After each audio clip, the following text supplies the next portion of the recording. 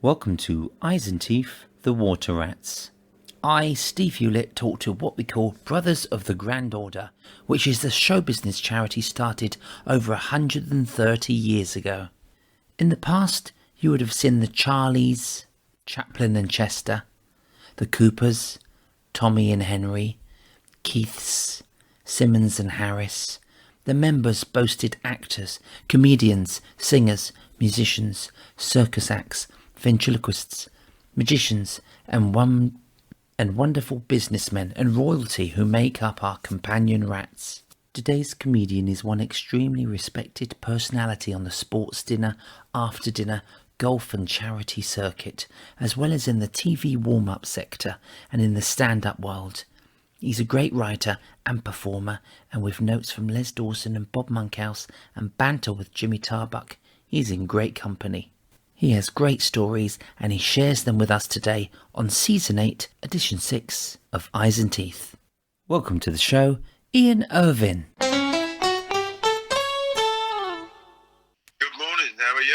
I'm very well, thanks. And I've caught you just before you've shot off to the golf course because they're all open now and we're celebrating out in the open. That's correct, yes. I've been fortunate enough to be able to play a few rounds of golf since we've opened up again. And well, you didn't hang about. sitting out on the terrace in the freezing cold.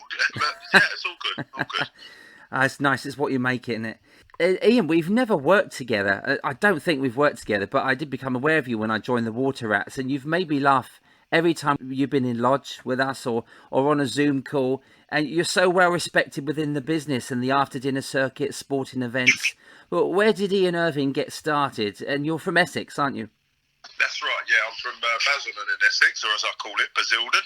Okay. And, yeah, I started, professionally, 86. I went on, it's quite a long story, but we've got a bit of time. So I went on to, what was it called? Surprise, Surprise was the first thing, with Cilla Black. Oh, yeah. And then from there, the Opportunity Knocks team sort of spotted me and asked me if I'd like to go on Opportunity Knocks, which obviously I'd love to have done that.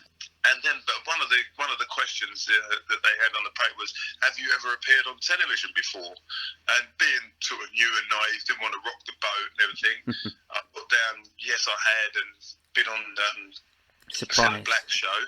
They said, well, because you've been on telly, we can't have you on. And I tried to explain to them what it was. It wasn't a comedy set or anything. Oh. But they wouldn't budge on it.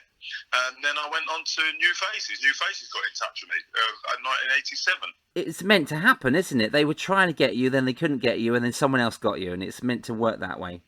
Yeah, that's correct, yeah. I agree, totally. And so 1987, my best mate Jimmy Tamley won that season, so you've done that, 87, New Faces. That's when I got into the business. I was 12 years old, and I saw Jim. Oh, thanks for that. Sorry. Well, you were a year older than me then, and so that's amazing. I didn't know you was on that season that year. Yeah, your New Face of 87. Yeah, and Jimmy won it then, did he? Oh, right. Yeah, ventriloquist. So that's what inspired me completely that season, that year in November on the final. And I know Joe Pasquale was on it, and the Brothers Demented. There's quite a few acts. Do you remember? It's funny actually because the Brothers Demented were actually on the show that I was on. Okay. I don't know if you remember how it worked, but Marty Kane used to come out. Marty Kane, yeah. And she'd say, and last week, ladies and gentlemen, you voted for so-and-so, such and such. And on the programme, it just goes to show when you're the star, how they could do things. They always said to us, if you mess up, don't say anything, just carry on and we'll edit it out, which whether they would or not is a different story. But she came out in front of the studio, the theatre audience in Birmingham. Yeah. And last week, ladies and gentlemen, you voted for the Demented Brothers. And then she went, oh, F it. And then she walked on, but she came back on, just went to the side of the stage, came over, and she went, ladies and gentlemen, last week you voted for the Brothers Demented. Of course, the whole audience, we were all...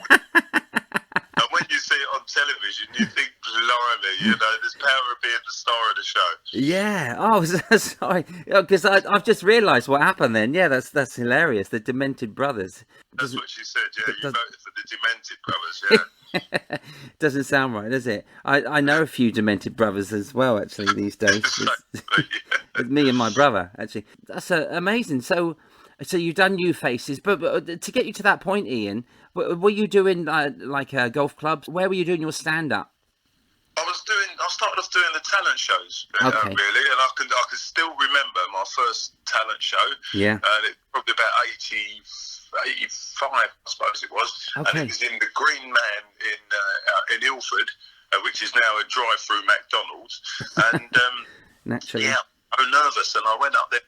I did it, and you had to do 5 minutes on this talent show. I was like, 5 minutes, and when you are not a professional, 5 minutes of comedy is a long time. Yes. So unfortunately, I went on, and unfortunately won that heat. And they said, right, come back next week, and you've got to do another 5 minutes. But obviously, same audience, another 5. Oh no. Right, okay. And then I got through that heat into the final, and they said, right, now you've got to do 8 minutes, and it's like, 8 minutes, and then you had to do sort of 5 minutes, and 8 minutes of different material, which was quite lots at tough the time. And early on. Yeah. What I was doing talent shows all up and down the country. Yeah. And, I was fortunate enough to win quite a few of them. I think it's maybe a novelty thing because Lenny Henry was in the 4 at the time. Yes. And I was billed when I came on as a new Lenny Henry. I was like, no. Really? But he is great. But so talent shows, started doing talent shows first of all. Won a few of those, as I say. Then when you get through to the finals, that's when the local agents turn up. Yeah. And then I got offered some work. I was working on the gas board at the time. Okay. So then I got made redundant, or I got redundancy offered. And at the same year, I got offered redundancy. I got offered a summer season. Oh, amazing. Straight into it. As you said earlier on, it's meant to be. When I was in my teens, probably age 16 to like 21, I was doing talent competitions constantly in Essex and London. I'd done like Ilford. There was like a social club they had. And at Basildon, I'd done the Belvedere Club. Do you remember Belvedere? Oh, Belvedere, yeah. That's a housing estate now. Yeah. Oh, is it really? It's gone. Blimey. Because I'd done a talent show there, and then they had me back there as a cabaret. And Jo Amira, I remember, who went into West Club 7. She lived there, and I think she won that night I was on, but we both booked to do a cabaret a few weeks later. But I do remember around that time doing loads of Essex talent competitions, and I must have been just 5 years behind you or something. But it was a great grafting moment, wasn't it? To sort of graft your act and see what works and everything. And if you're going to get into the final, that's great. It really pushes you to become a better act, I guess.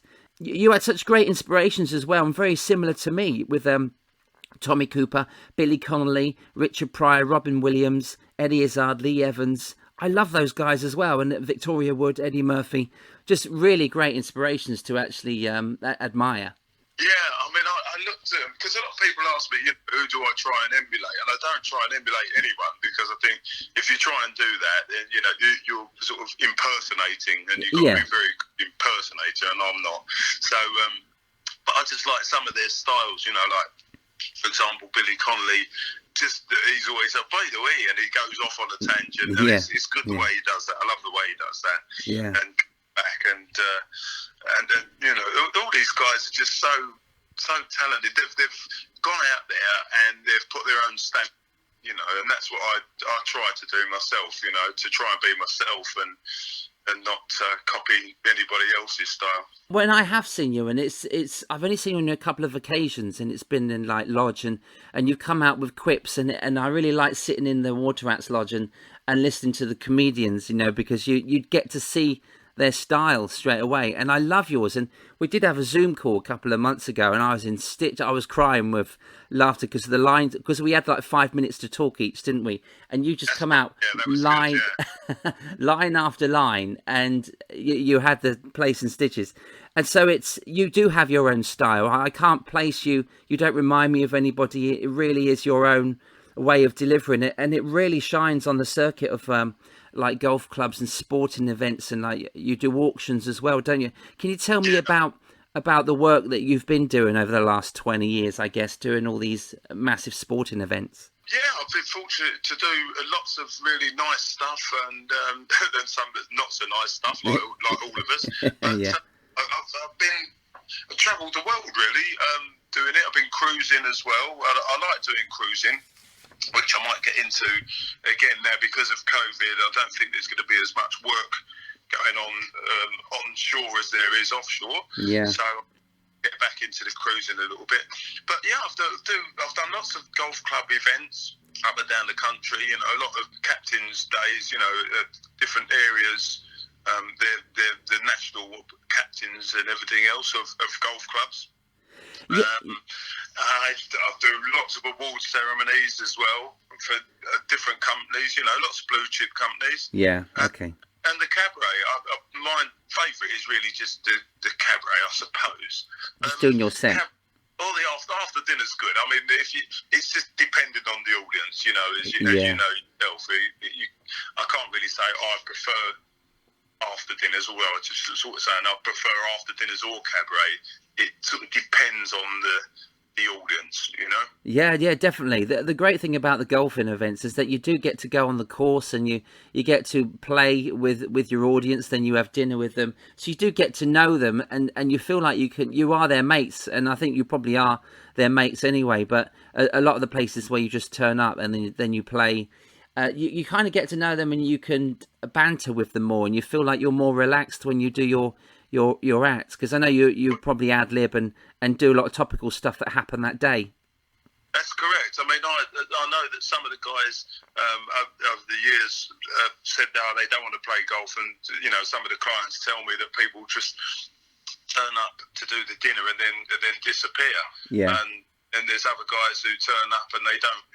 The clients are saying that you can tell they don't really want to be there. They don't really want to play the golf, and there's a lot more, I think, to it than just turning up and playing golf and being funny. You know, not everything. You have to turn up on time, present yourself well, interact with the clients during the day, and obviously be funny in the evening, and get it all. It's a whole package, because there's, as I say, there are certain people, so I've been told, that don't do that. They, as I say, they turn up.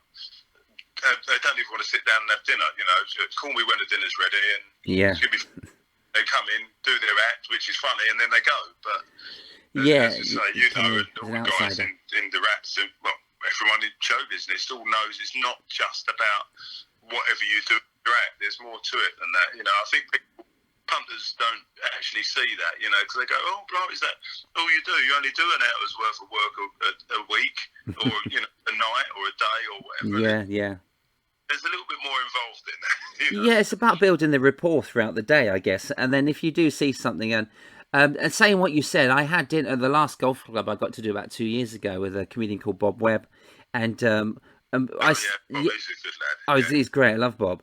And we got to sit down and have dinner, and I got to enjoy getting to know the blokes on my table, and it was and I don't really do or go down too well in all male groups. You know, I do need females there because Arthur Lager picks on them, my main character. But it was an all male golf club. I sat with them and had dinner, and I did feel completely different. And it's the best I ever went. So I'm thinking I was missing a trick all those years, and I think it really is about building that rapport throughout the day. I think it's important. Right, yeah. I mean, you're saying about that, it's about missing a trick. I years and years ago, when as I say, first started, I did talent shows, and I came out and I was doing stag shows and stuff like that. So that was quite a good grounding as well, because they told you which way was up. If you weren't very good, you got told straight. Right, yeah. And people saying about doing hen nights, and I was like, no, I'm not doing hen nights. I'm not doing hen nights. And then somebody asked me to do one and stand in. I went, oh, okay. And I went and did this hen night, and it was one of the easiest jobs I ever did. And I was like, is this it? Because I'm thinking, I didn't know what makes a whole room of ladies laugh. And I did it, and as I say, it was a doddle. And I thought, is that it? Blimey.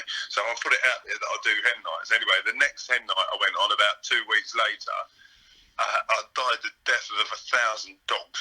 Oh, no. And I thought, it's only them. And I did one about a week after that, and I died the death of 1,000 dogs. And I thought, I'm not doing it anymore. And so I was always thinking I was missing a trick not doing the hen nights, but I wasn't. I was Was it luck of the draw, that first one? Rubbish, but they didn't like me, you know. Oh, really? Yeah, they can be hit or miss, or miss and miss those sort of gigs. I've never really done stag parties. I done like 3 months in Benidorm when I was 24, and that really got me to hone my act and become stronger. Because you got the hens and the stag parties walking in, and I was on at 11 o'clock, 11 till 12 every night for 3 months, and Wow. yeah, and there's like male strippers on before me and blue comedians on before me. They would come out with my puppets and in Benidorm. Do you know what I mean? And then another, Sticky Vicky's on after me. It's crazy atmosphere, but you do learn, don't you? I think by being thrown in at the deep end, but you learn quite quickly what audiences are not right for you. That's correct. Yeah. I mean, I don't try not to put myself in a position where I know it's not going to work. If I've got a feeling that it's not going to work, I think I'm experienced enough now to say to the client that I think you need to get someone. I don't think it's going to work. And once again, with all of us, we've been there, and the clients obviously are very good at what they do, whatever line of industry they're in. But they're not in the entertainment industry, and you've had it, and we've all had it. The way they want to run the night, and you go, it's not going to work. Yeah.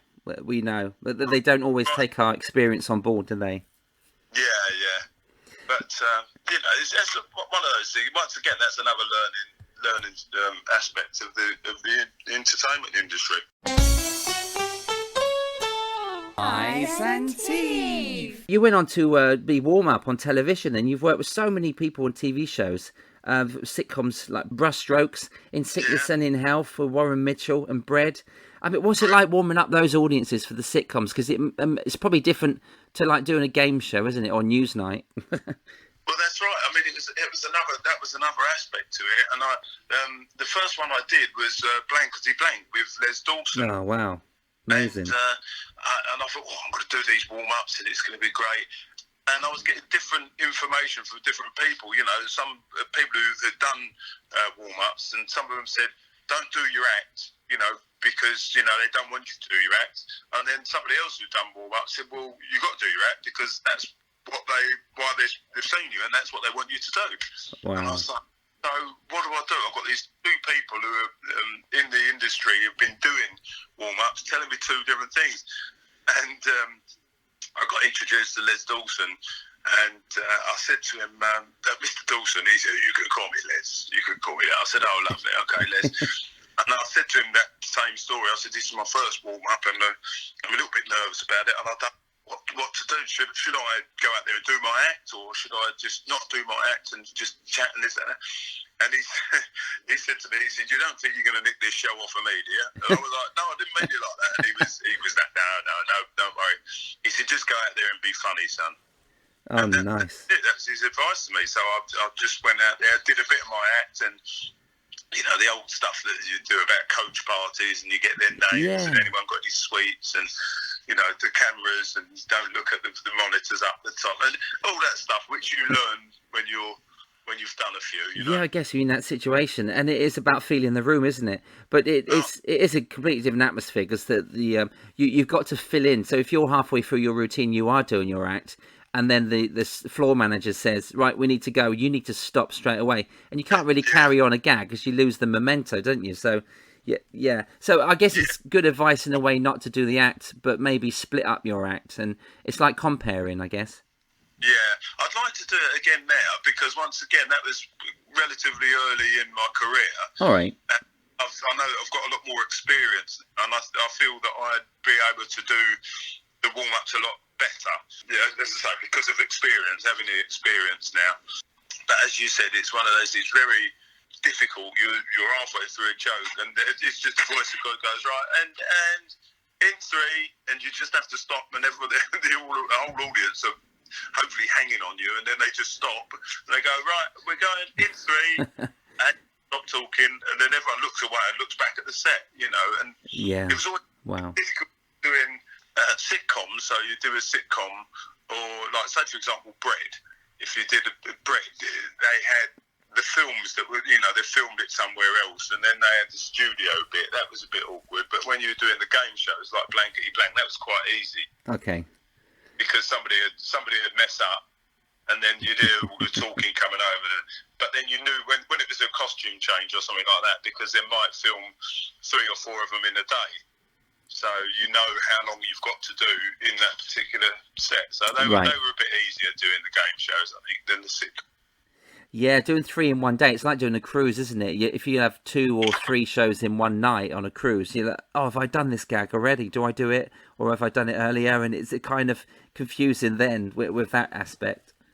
Oh, good. Well, I'm telling you what, I'm really glad you said that, because I thought that was just me who did that. No, it's not. Even with 2 shows, and it's like, and you don't want to repeat the gag, or sometimes I get the dummy. If I've done it before and they don't laugh, the dummy says, "You done that earlier, Steve," and I'm thinking what the audience are thinking, and the audience all say, "Yeah, he did." So it is kind of confusing, really. But when you're a straight stand up, you haven't got a dummy to ask. No, that's right. Yeah, I'm the dummy.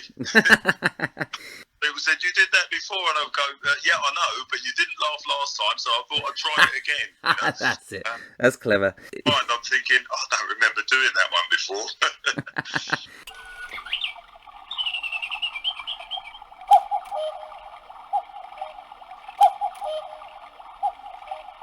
And the callbacks, I guess, if you're doing like warm up, callbacks are really good, aren't they? And you have to, when you introduce yourself at the beginning, you do pick on some people in the front row.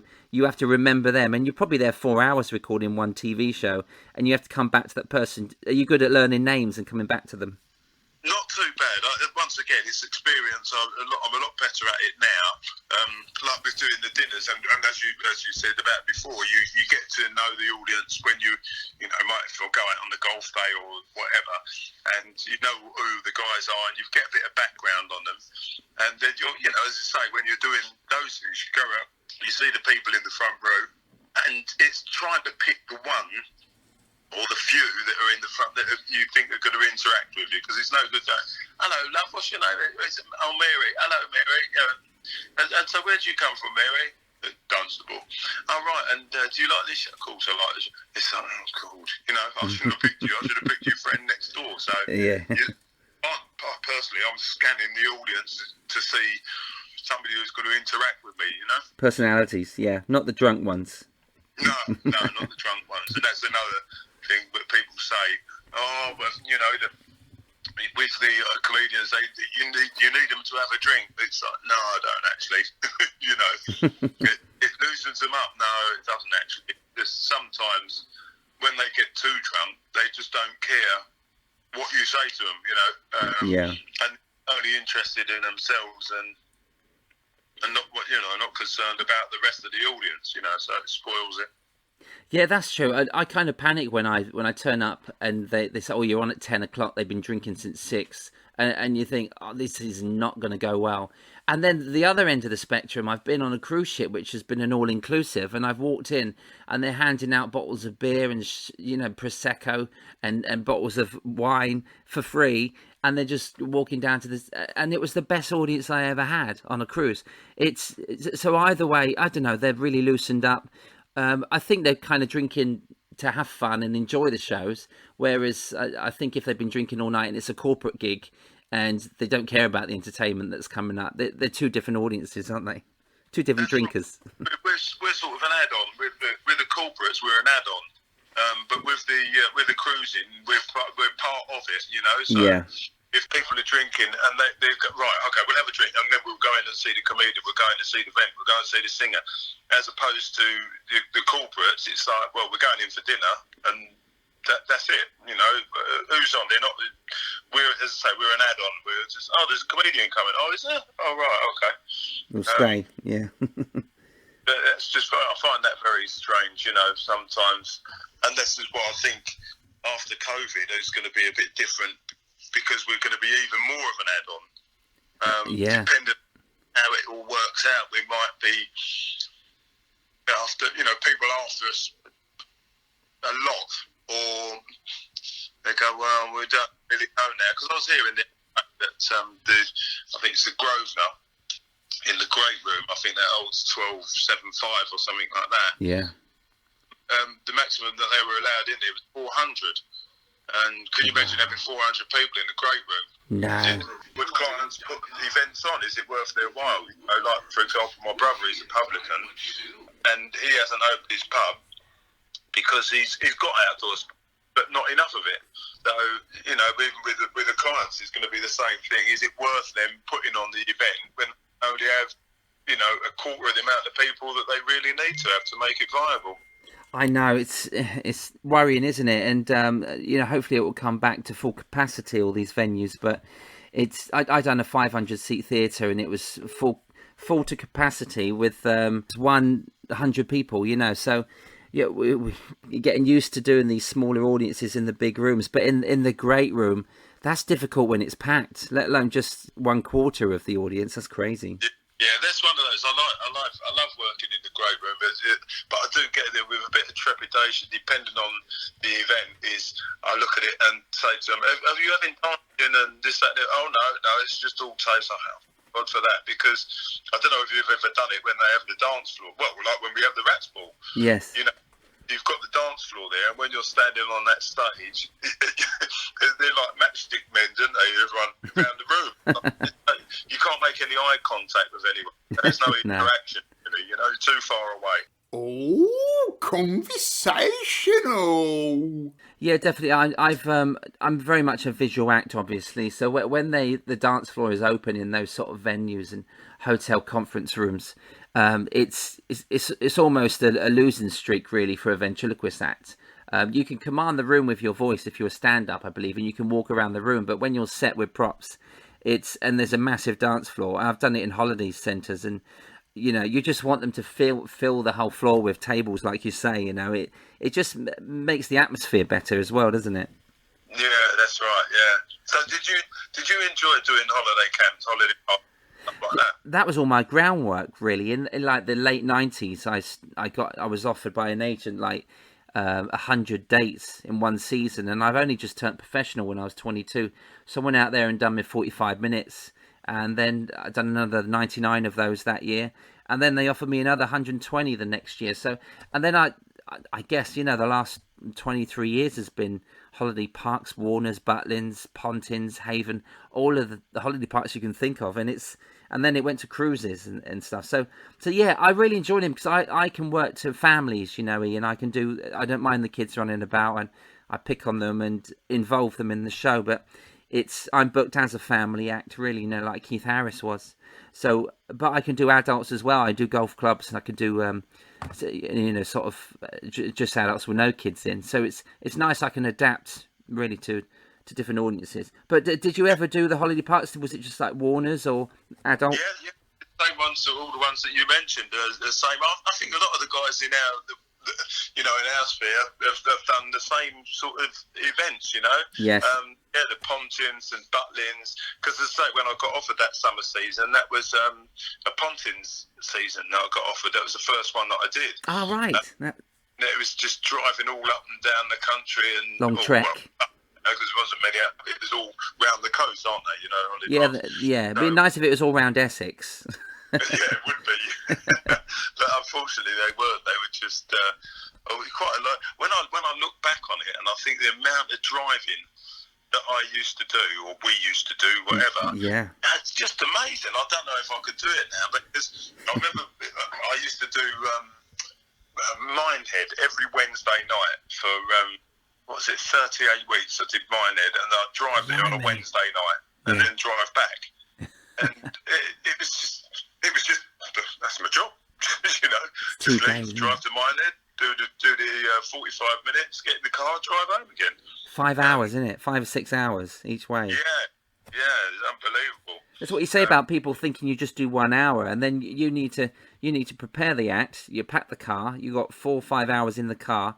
You need to unpack, get ready, you prepare, maybe do a sound check. Then you do the hour, and then you 5 hours back again, stopping off for coffee. That's my point of what I was saying earlier on, because a lot of people say, "Oh, it's all right for you guys. You only do an hour's work a day." Yeah. Right. Okay. You know. We're delivery drivers, really, aren't we? Quite fortunate that even with what you do yourself, you know, you've got your props and everything else that you've got to pack the car up, make sure they're all working and everything else, they're in the right order. In my position, I'm quite fortunate. I'd just walk in and there's the sound system's there, or sometimes I take my own. Not very often now these days. But, you do that. When you're working with a band, the band get there at, 3 o'clock, 4 o'clock in the afternoon to set up and do a sound check before it comes back in, And I don't really necessarily have to do a sound check that early, No, you just need to make sure your shirt's ironed, innit? That's it. Exactly, and my flies are done up. Two little jobs. Make sure that I've got my emblem on. That's the first thing. Make sure I've got my emblem on. Oh yeah, and, 3 things. Turn up on time and be nice and funny. That's the way I see it. That's nice. It's the old saying, like I said to my lads, one of the trying to teach them the right way of coming up in life is treat people the way you'd like to be treated. Definitely, yeah. Be nice backstage and funny on stage, and that's right. And you'll get on. I keep saying you, but we all, and everyone who's listening to this, or people in show business, we've all had that where you get the people backstage and they're just, I won't say it, but they're not the nicest people in the world. They get out on the stage and they're funny or great singer or great vent or whatever, and then they come backstage again and they're miserable as sin. Like, wow. That's mad, isn't it? I feel quite fortunate that doing the comedy is just an extension of me. So I don't really need to, I have to work at it, but I don't have to work at being a comedian, if you see what I mean. You've worked with the best as well, Ian. You worked with Bob Monkhouse, and I saw you on Zoom a couple of weeks ago, and it looks like Celebrity Squares, but you've done the original Celebrity Squares with Monkhouse. That's right, yeah, that was amazing, and he was a great guy. I mean, I only ever met him once, and talk about a memory, when I turned up there and I was just walking down, they said, go to your dressing room. And we walked around and I literally bumped into him walking around the corner. And obviously he's done his research, he knows who's going to be on the show and everything. But I turned around the corner and we bumped into each other and I looked at him and I thought, I know who you are, but it just wouldn't come out. Yeah. He said, hello Ian, how are you? And I was like, I'm fine, Mr. Monkhouse. Wow. And he said, no, you can call me Bob. He said, everything okay? Did you get here okay? I said, yeah, I'm fine, thank you. He said, have you got your dressing room?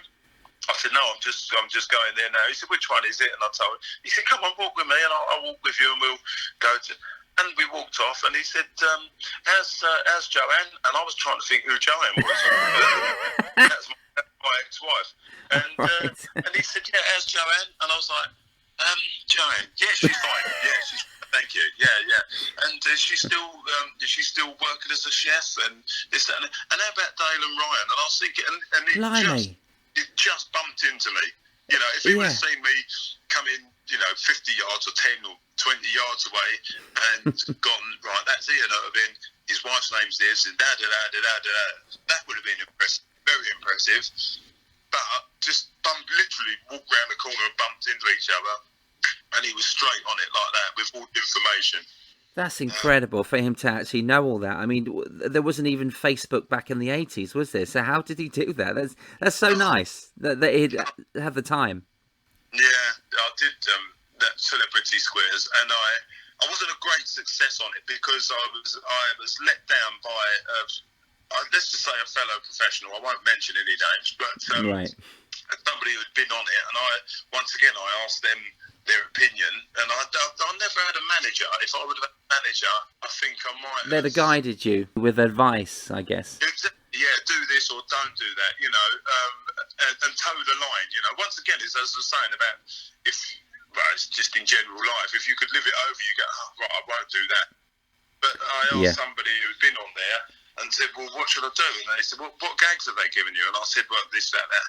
And they said, no, don't do those. Do your own, because that's what they've got you on there for. And I was thinking, oh, right, okay. So this guy, I thought was a mate of mine. I thought he's done it before. It was very funny. So went out there, did a couple of gags that they give you.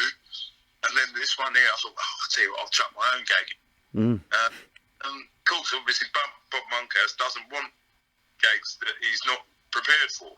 Oh, okay. He did the gag, and he said, yeah, very funny, and it's all live, Yeah. He said, but that will be cut out, we won't be using it, and my heart sank. And I thought, why did I do that? Oh. I thought, I was told that that's what was expected of me by somebody else. If I had a manager, they would have said, I would have said, look, I'm thinking of doing this or doing that. Well, once again, maybe I would have had the opportunity, or should have had the opportunity, or had the opportunity. I should have gone to Bob Monkhouse and said to him, look, I'm thinking of doing this. Do you mind if I chuck a joke in there? But that's all experience, isn't it? Yeah. After the ship sailed, you know, never mind. It's all experience. There's a reason for everything, and everything for a reason.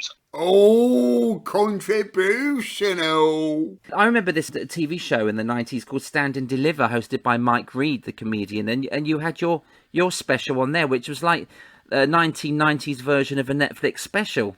That's right, yeah. Pardon me, I forgot all about that, yeah. Oh, it's a great show. And that was just, right, as it says, you know, it was a half an hour comedy slot, and so you just got up, did your act, they filmed it, and put it on Stand and Deliver, which, I shouldn't have forgotten about it, really, because I know it's on my website, but that was a good thing, and being with Mike Reed as well, he was a great act, you know. Yeah, he hosted all of them, didn't he? And it was at Jongleurs, wasn't it? So it was a good audience, all ready for comedy. Yeah, really good audience, and I used to, once again, there's another aspect that I did was the Jongleurs circuit as well. I didn't do all up and down the country. I only did the London venues, you know. Oh, great. But I enjoyed doing that, and I worked with. It was a charity show, nothing to do with Jongleurs, but it was actually in Jongleurs at Camden Lock with Lee Mack. And, okay, great. And going back to what we were saying earlier on about being a good act and a nice bloke, he was brilliant. It just, you know, from the time he walked in to the time he walked out and everything in between, and Cannon and Ball as well, they were on it, and nice bill. They were good. They were good fun. Yeah, because Lee Mack, you know, he's one of us. He was a blue coat, wasn't he, at Pontins? So we've all done Pontins. Yeah. So it's good if you remember your roots. I don't profess to know him. I only met him once on that night, but he was a really nice guy. You know, just down to earth. Speaking, you know, well, you've been in Jongleurs at Camden Lock. You can't really call it a dressing room, dressing cupboard, as we say. So you haven't got much choice of not speaking to anyone in there. But he was good as gold. There was a guy, a young guy on this particular show, charity show, and the guy who's putting it on said to me, right, what I'd like you to do is I'd like you to open this and do that. I said, right, okay. And this young guy, I don't know his name, so I couldn't even tell you, but he was like, oh, and I think he was just too nervous. And he said, oh, no, I want to do that slot. I'm not going on second because, okay. And we were all standing there, and this guy said to Lee, when do you want to go on? And he said, well, anytime, I don't mind. And but this young guy, it doesn't matter what slot you gave him, he didn't want to do it. He wanted to do the other slot because he was frightened of going on first because he thought that was, you know, the graveyard, you know, warm-up act, so to speak. Yeah. And then if you do the second slot, it's like, oh, well, you're doing the warm-up for the second half. And anyway, he was just so nervous. He went on and started swearing at the audience badly, you know.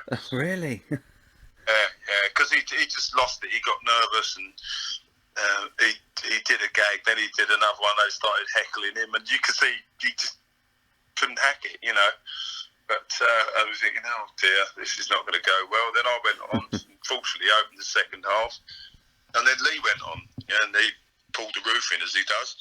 Yeah, it's a great gag. And as I say, I used to really enjoy doing the Jongleurs because we had the old saying about what they call the alternative comedians. Yeah.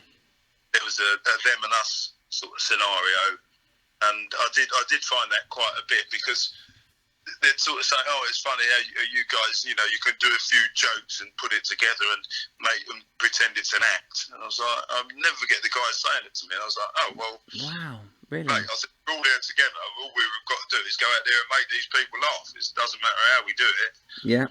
Oh, yeah, this guy did the East London one and East Ham. He went out there and he was shocking. Because I'd been on before him. You know, you've done Jongleurs, haven't you? You know, when they put the red light on and you've got another 2 minutes because you only do 20 minutes, don't you? I haven't done Jongleurs, but I know what you mean. I've been to a Jongleurs, but I've never worked one. Yeah, so when you're standing there facing the audience, over the back of the audience, you know, it's got a red light that comes on that says, you know, you've done 18 minutes, so you've got 2 minutes to wrap up. And so I did that, and I said, anyway, ladies and gentlemen, I said, you don't know. I said, the red light's come on, but so I've got a couple of minutes, got to go. And the punters, fortunately, it was a good show. And they go, no, stay on, and I've got to go anyway, blah, blah, blah. And I went off, and a standing ovation at this particular one. Nice. And the guy went on and opened the second half, and same thing again, he went on, and he was just nervous. He's wearing, and one of the punters stood up. He said, "Mate," he said, "you're effing useless. Get the black geezer back on again." and when we were up in the dressing room, I was on the phone to my wife. It wasn't actually. I was pretending I was on the phone to my wife, and I said, "It's quite funny how us so-called comedians can put a few jokes together and make it." It went really well, but some of them didn't go as well. But maybe I shouldn't have done that, but I did. Yeah, for the sake of the podcast, it's funny. I'm glad you did put that in. It's and do you know what? I felt that I've done comedy clubs, but I'm a prop act, and so I'm different. But I find it really strange that they would, kind of alienate yourself from being from mainstream comedy into alternative, doing that circuit. But because funny is funny. If you're going out there doing the same thing, you haven't got a prop. You're going out there telling jokes, and you are making them laugh, and you proved yourself, which was. I'm so glad the story ended that way. But I've heard of a few stories like that where people are dissing the act before they've gone on, and they've stormed it, and they come off, and that person that dissed them has struggled. It's karma. I guess it's karma, isn't it? Really.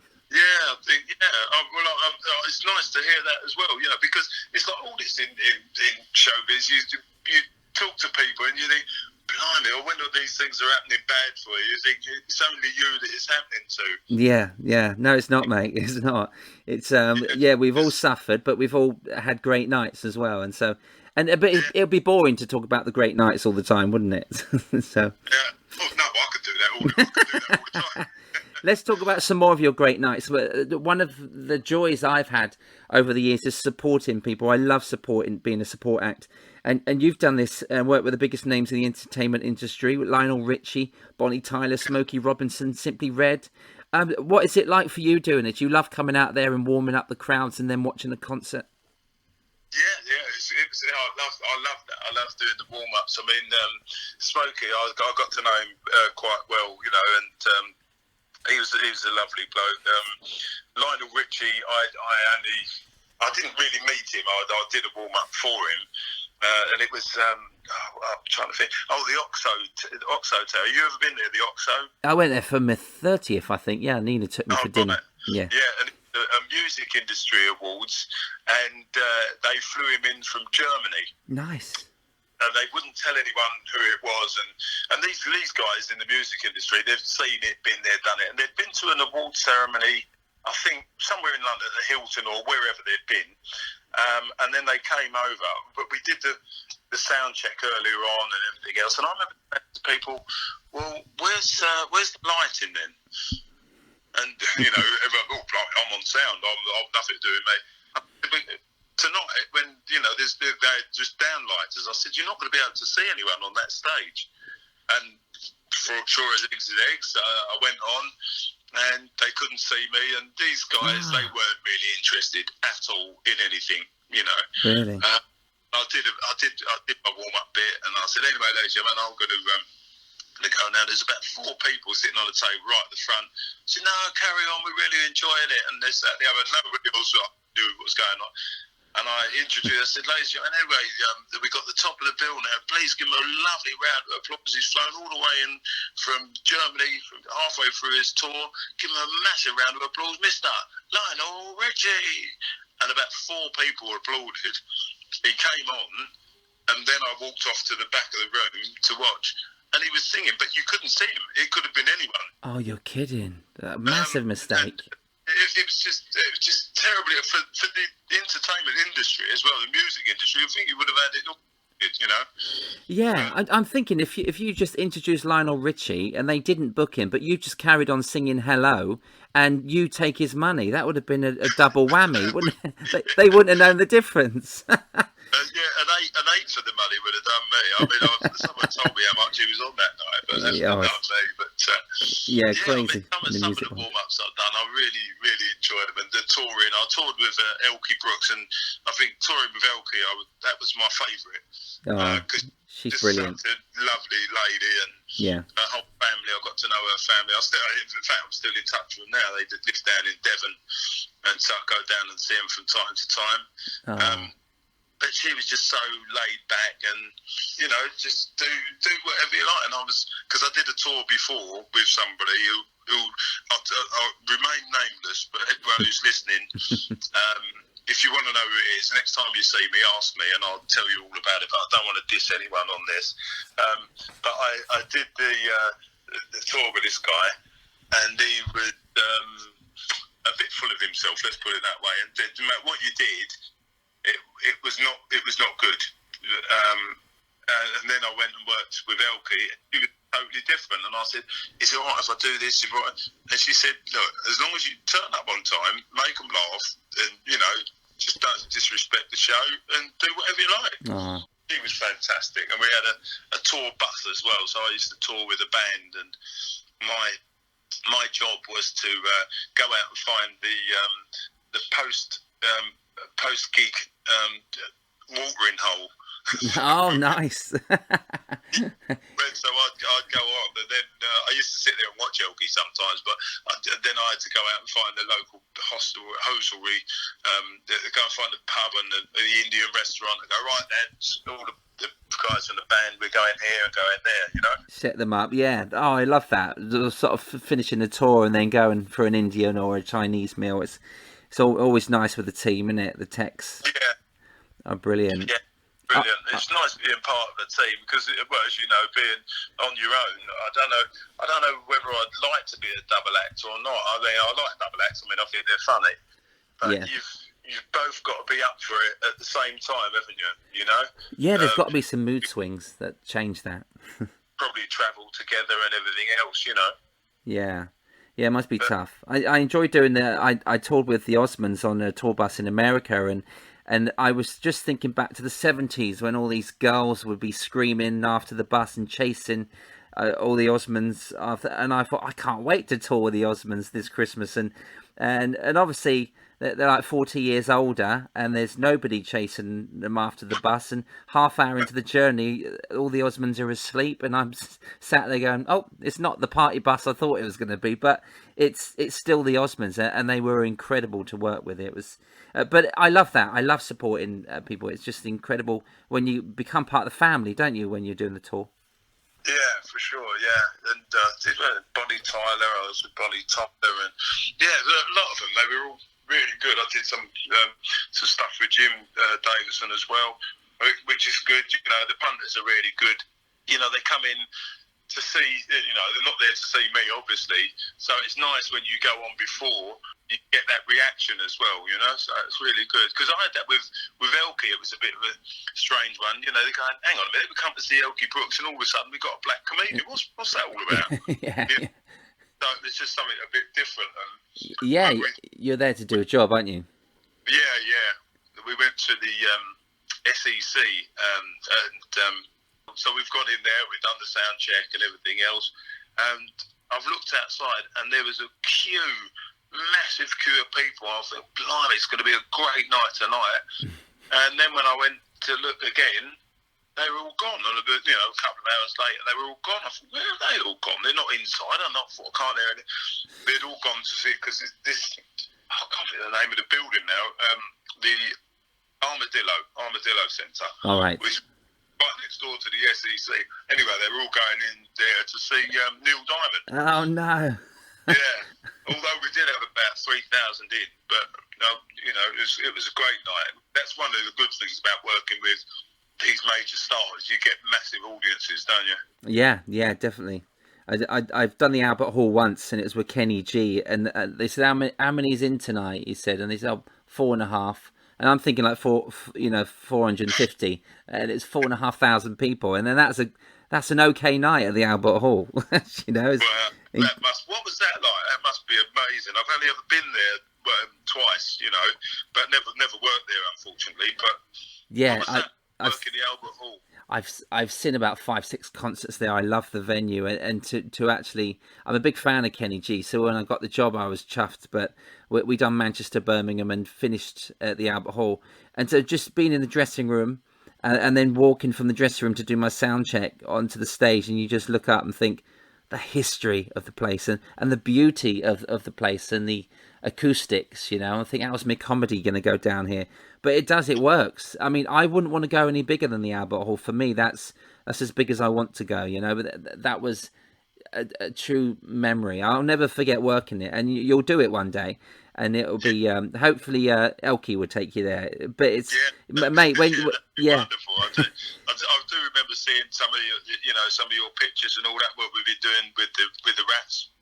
Oh yeah. And it's that must have been amazing to do that. Yes, it was incredible. But we've been brought together by the Rats, and it's an honour to know you and watch you working. And you're such a funny man, and naturally as well.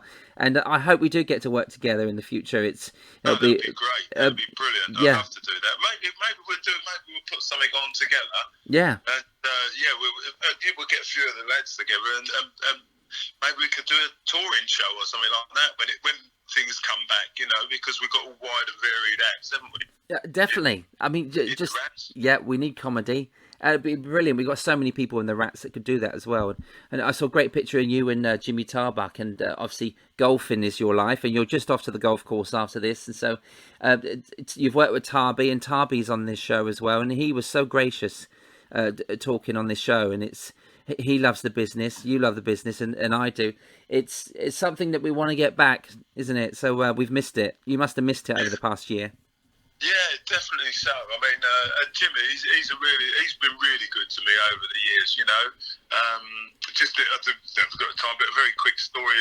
When you're younger, you always try to get in with the managers and this, that, and the other. And there's I don't know if you remember. Do you remember Billy Marsh agency? Keith Harris's manager. That's how I know him. Yeah, he was a big management. Yeah. And I always remember going to London, dressed up and sitting in the office, and I didn't have an appointment, but I went up there, and there's quite a few of the Peter Pritchard, and I used to sit there at their office because I heard that's what other people had done over time. Yeah. And and I remember Billy Marsh, he walked right past me. And because I asked the secretary, she said he's not in. Have you got an appointment? And about 10 minutes later, he walked past me, went into his office, and I said, "Do you think I'll be just 2 minutes?" And she looked straight at me. She said, "He's not in." And I was like, "He just walked past." And so anyway, getting back to the story with Jimmy, I tried to get with Peter Pritchard to get to see him, and this, that, and the other. And Jimmy invited me over to do his golf day in Portugal. And he said, "Leave it with me, son. I've got something to sort." And I came back on the Monday, and on the Monday afternoon, I had a phone call from Peter Pritchard saying, "Come to London and come and see me." I was like, "Blimey, that's opening doors for you." Where I've been knocking on the door, no one's in, Yeah. Fortunately enough, I did some stuff with the great Debbie as well. I got invited to do his lunch in London. That was in the Great Room as well. It's a tribute lunch to him. Okay. And I got to see him, and I don't know. You might have seen the picture. Have you seen the picture with the Ryder Cup and myself with him? Yes, nice.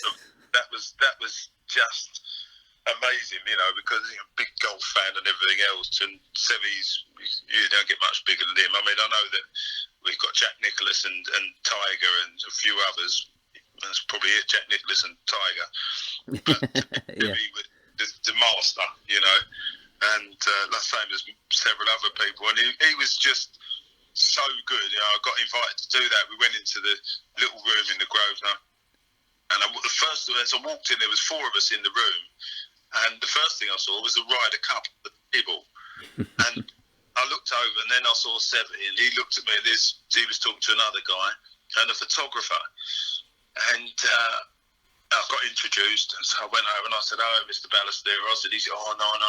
Oh, nice. You call me Sevy." And I went, "Oh, all right, Sevy." And I really wanted to get this picture. And there was a guy in there who came in and said, "Right, we need to leave now, and because everyone's waiting." And I said, "Sevy, would you mind if I had a picture taken just before we go?" And he said, "No problem." And so we're standing there with I don't know if his was a fake smile, but mine definitely wasn't. It was big cheek grin. And just about to take this picture, this guy, and this other pompous man went, "Well, we need to go now." And so he walked off. He went, hang 1 second. He said, "I know what you want." And I think, "Oh, please don't go." And he walked off and he picked the Ryder Cup up, came home, put it in front of the two of us, and he put his arm around me. And the picture you see, he's actually mouthing the words he said to me. He said, "That will work for you, won't it?" Oh, nice. Wow, how good is that? What a result. After the picture was taken, I couldn't stop shaking his hand, you know. I think we better go and have lunch now. Oh, that's nice, mate. Excellent. What a great story. And to do what you do, and you're so good at it, but to do what you do, love what you do, and to be involved in golf and all these sporting events and work with your heroes is such a nice job that we're in, isn't it? It really brings us a lot of joy. Yeah, I mean, sometimes I have to pinch myself, you know, because like with a lot of the older sort of footballers, you know, the 66 World Cup squad, for example, and, you know, lots of Emlyn Hughes, like rest your soul, and, you know, lots of these guys. I've been in their company and they've just been in a hotel with them, and I'm like, blimey, he's just brought me a drink, and I'm, you know, like Ray Clements again, rest your soul, and loads of these guys, I can class them as friends of mine now, you know, like Tarby, for example, you know, what do you want to drink, Jim? He said, "Oh, I'll get it, son, I'll get it." You know, this is Jimmy Tarber. I know. Drink, you know, and I have to pinch myself, you know, I'm sort of over it a bit now. Sometimes when I meet other people, you tend to forget that they're just normal people who have been very good at what they do, you know, and they've had a result in the showbiz world or the sporting world, you know. No, it's incredible. I'm proud to know you, mate. I can't wait to see you again, and we should get that show on the road. It'd be a nice comedy evening out for everybody. Yeah. But go and have a good game of golf, Ian. You deserve it, mate. Go and enjoy yourself. I should try, mate, and I hope to see you at Lodge whenever we can have our first Lodge, and I'm looking forward to seeing all our brother rats there as well. And we can have some more fun. And I've written some more gags, so maybe I'll try them out on the in Lodge and see how they go. That'd be amazing. Looking forward to hearing them. Don't do them on Celebrity Squares, though. No, I won't do that. Not unless I run and buy someone first. I've learned that one. Ian, thank you so much for being on Eyes and Teeth, mate. It's a pleasure to talk to you, buddy. Yeah, cheers, buddy. Thanks for inviting me to be on. Eyes and Teeth. Thanks to Ian for that chat. I know he was itching to get to the golf course, but I appreciate his quality time. He really does make me laugh. If you want to laugh at Ian Irving and find out where he's at, then check out his website at www.topcomic.co.uk or on Twitter at IanTopComic. Today's comedy quote comes from Bob Monkhouse. Growing old is compulsory.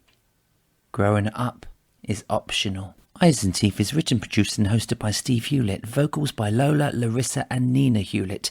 Additional vocals by Rich T. The Eyes and Teeth music and jingles are produced and performed by Kevin Dean. Join me on the next edition of Eyes and Teeth, The Water Rats, when I will be talking to ventriloquist and one half of the original Simmons brothers, Alan Simmons.